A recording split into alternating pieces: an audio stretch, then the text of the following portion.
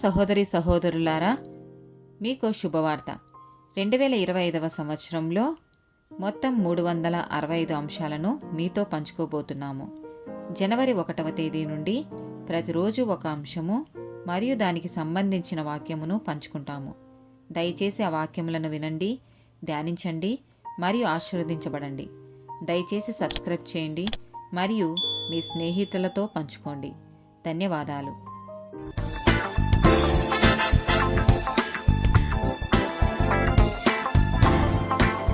199th day topic దేవుని రాజ్యం. మత్తయి సువార్త 6వ అధ్యాయము 33వ వచనం. కాబట్టి మీరు ఆయన రాజ్యమును నీతిని మొదట వెదకుడి, అప్పుడవన్నీయు మీకు అనుగ్రహింపబడును. రోమీలకు రాసిన పత్రిక 14వ అధ్యాయము 17వ వచనం. దేవుని రాజ్యము భోజనమును పానమును కాదు గాని నీతియు సమాధానమును పరిశుద్ధాత్మ యందలి ఆనందమునై ఉన్నది.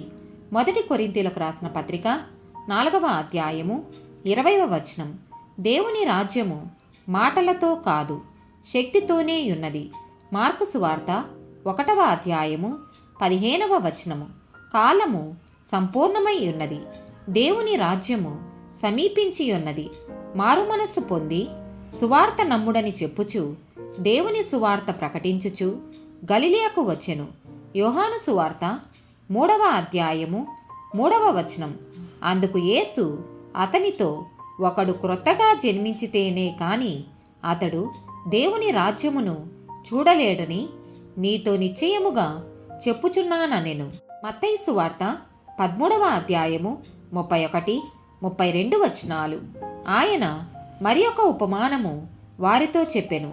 పరలోక రాజ్యము ఒకడు తీసుకొని తన పొలములో విత్తిన ఆవగింజను పోలియున్నది. అది విత్తనములన్నిటిలో చిన్నదే గాని పెరిగినప్పుడు కూర మొక్కలన్నిటిలో పెద్దదై ఆకాశ పక్షులు వచ్చి దాని కొమ్మల యందు నివసించు నంత చెట్టగును. ఆమేన్.